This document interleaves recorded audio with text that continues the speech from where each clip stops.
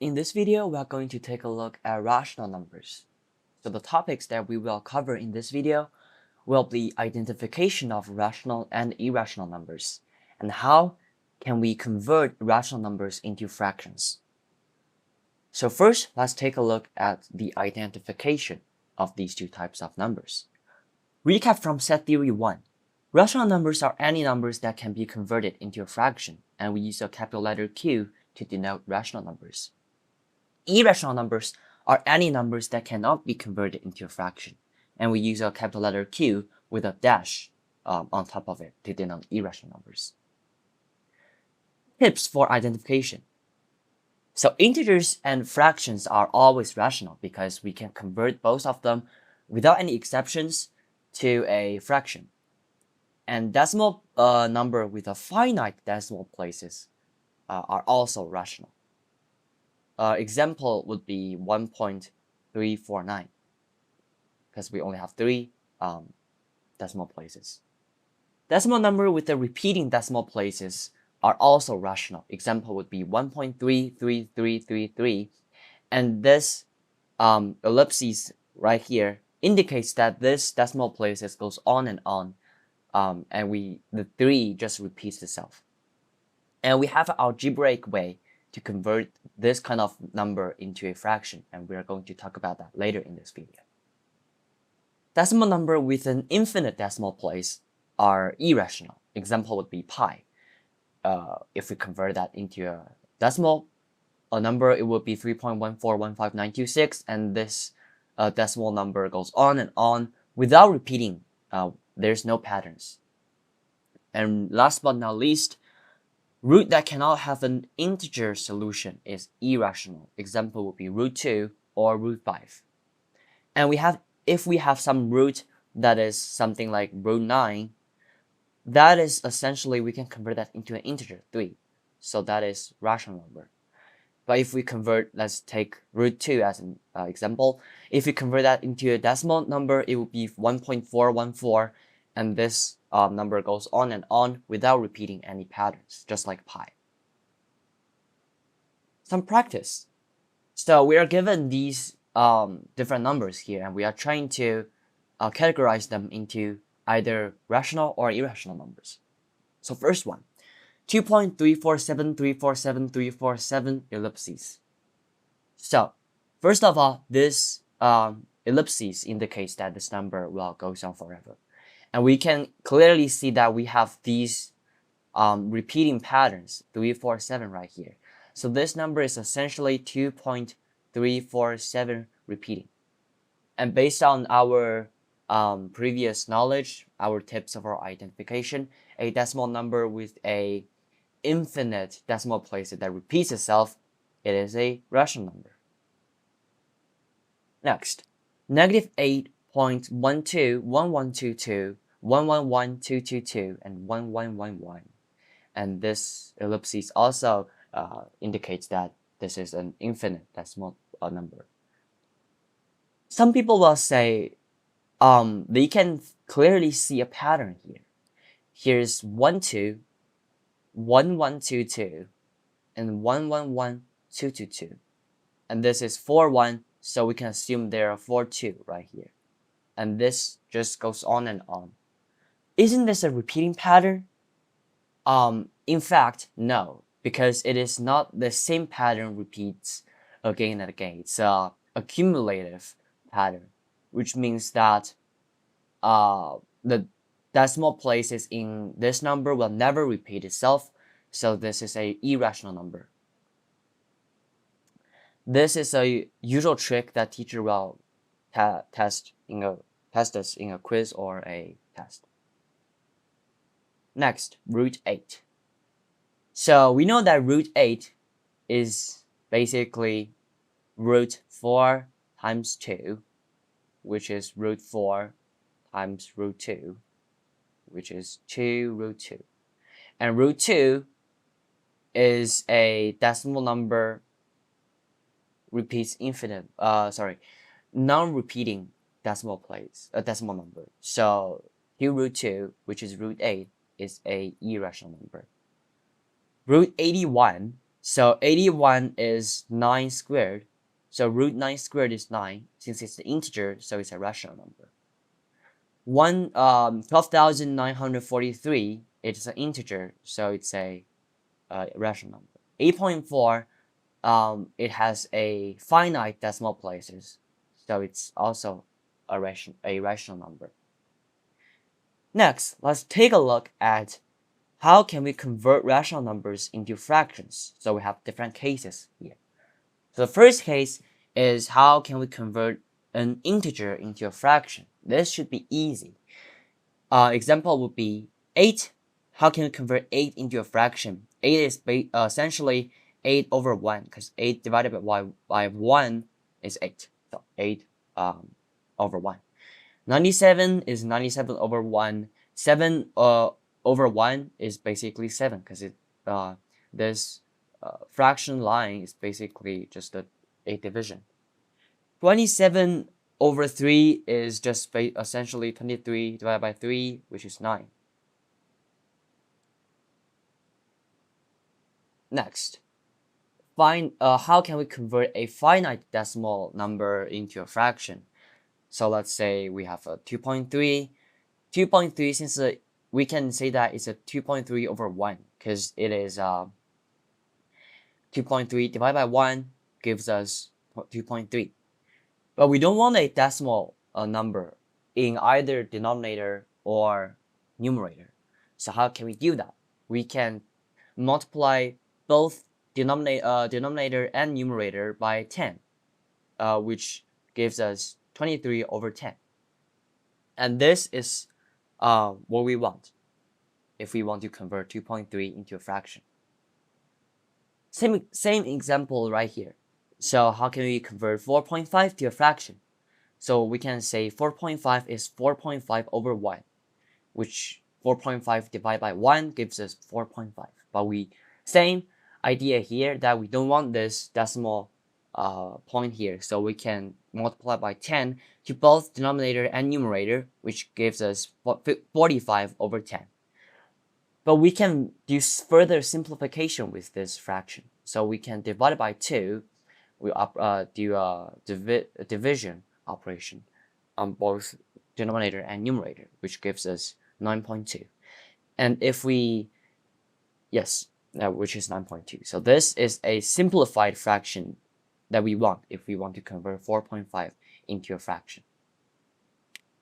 Next is the last case that we are going to talk about here, which is how can we convert a repeating decimal into a fraction. This is a bit more complicated, and we're going to look at 2 examples for this particular method right here. So first example we're going to look at is this example right here on the right side. So how can we convert 2.051 repeating into a fraction?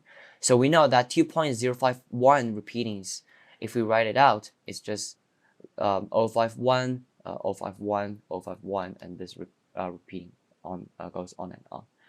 So let's take a look at how can we convert this into a fraction step by step right here. So step 1, let x be the original number. So we can say x equal to 2.051 repeating. Step 2, identify the repeating digits. So the repeating digits, as we identified earlier, which is just 051. This is a repeating pattern because we have a dash on top of them. Next, multiply the equation from step 1, which is this thing right here.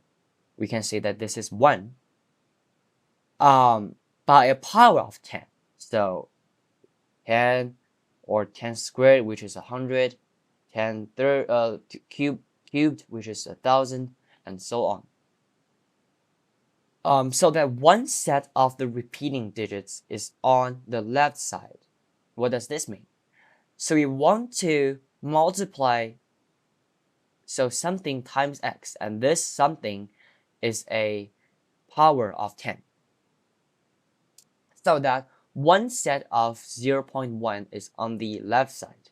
So we want something like 2051.051, repeating. So you want to algebraically move one set of the repeating digits to the left side. How can we do that? So a simple trick is that since we have 0, 5, 1, 3 digits here, so we want to multiply a 10 cubed, 3 digits cubed, to an x. So we can essentially move this decimal 3 places to the right. So 1, 2, 3. So the new decimal place is here, and it is basically, because if we expand that out, I'm still right here, 51051. If we move this decimal point, 1, 2, 3 to the right, so the new decimal point is right here. It is basically 2051.051 and goes on. So this is what we desire right here. So it's same as this. So you want to multiply that by 10 cubed. So let me just rewrite this.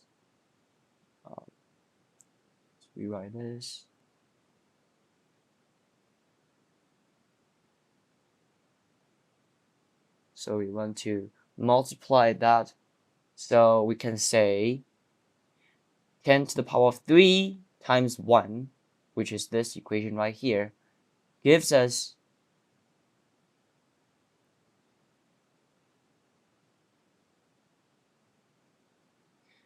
1000x equal to 2051.051 repeat. Next, step 4.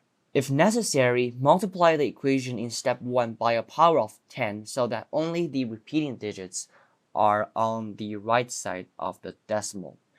So what does this step mean? We are going to see that in the next example, where after step 3, there's just something on the right side of the decimal that we don't want. So we only want solely the repeating digits on the right side of the decimal point.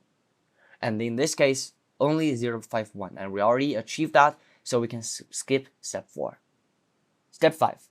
Subtract the equation from step 3 and step 1, or 3 and 4 if 4 is required. So right here, we don't need to perform step 4, so we just need to subtract the equation from step 3 from step 1. Then solve for x and simplify. What does this mean? So this is the equation we got from step 1, and this is the equation we got from step 3. So let's mark a 3 here. So if we use equation 3 minus equation 1, it will gives us so 1000x minus x gives us 999x, which is equal to 2051.051 repeating minus 2.051 repeating. So let me just write this here. Repeating minus 2.051 repeating. Magically, these repeating digits right here, they got subtracted, so we don't have them anymore. We just leave with 2049. Now we can solve for x. So x is basically, if we divide by 999 on both sides, we got this. And we do further simplification. If we divide by 3 to both denominator and numerator, we got 683 over 333. And if we look closely, x is defined as the original number. So it's essentially saying our original number 2.051 repeating equal to this thing. So after all these 5 steps, if we skip step 4 steps, we successfully convert 2.051 repeating to a rather complicated fraction, relatively complicated fraction, but we did it. So next, we're going to look at another example. So 1.653. So if we write that out, it would be 1.6535353 because only the dash is only on top of 53, not the 6. So the repeating digits are only 53, not the 6, and it goes on. So we can repeat the same steps. So let's recall. The first step is to set x to be the original number. So this is our equation 1 because we next we want to multiply this equation by a power of 10 so that one set of the repeating number is on the left side of the decimal point. So how can we move one set of 53 to the left side? So we want essentially to move this decimal point 1, 2, 3. 1, 2, 3 steps to right. So if we want to do that, it is basically still 10 cubed. So we want to say that still use the green pen. So 1,000 times 1, equation 1 gives us 1,000x equal to 1653.53 repeating. Next, this is what we got from step 3. Next, if we skip step 4, so if we directly subtract equation 1 from equation 3, let's see what will happen. So on the left side of the equal sign, we get 1,000x minus x. Yeah, it's fine, it's 999x. But on the right side, we got 1653.53 repeating minus 1.653 repeating. So in the previous example, the desired operation should be the right side of the decimal place just got subtracted. They got cancelled out. They're exactly the same. So if we subtract them from each other, they just disappeared. But right here, on the right side of the decimal point, this is 53 repeating. This is 653 repeating. They're not the same. So after we do a subtraction operation, they won't disappear. They won't cancel out. So what we need to do is that for this first equation, we want to multiply that by still a power of 10 to make sure that only the repeating pattern are on the right side of the decimal. So that later on when we do the subtraction, they can get cancelled out. So right here, we want to do something like this. So we can say, so how can we move? So essentially, we want to move this 6 to the left side of the decimal point. So essentially, we want to move the decimal point to the right side by one place. So we can simply do 10, because that is 10 to the power of 1, because move to the right by one place, times 1 gives us 10x equal to 16.53 repeating. And this is step 4, basically. Step 4 right here. If necessary, multiply equation step 1 by power of 10, so that only the repeating digits are on the right side of the decimal. So now we have 2 new equations, and now we can perform step 5. So we subtract equation 4 from equation 3, gives us 1,000x minus 10x equal to 1653.53 repeating minus 16.53 repeating. So right here, we have the exactly same repeating pattern on the right side of the decimal point, so they can get cancelled out if we perform this subtraction. So this, on the left side, we have 990x equal to, so the repeating pattern got cancelled out, and 1653 minus 16 gives us 1637. So now we can solve for x, because x, as previously defined, is our original number. So we want to solve for x.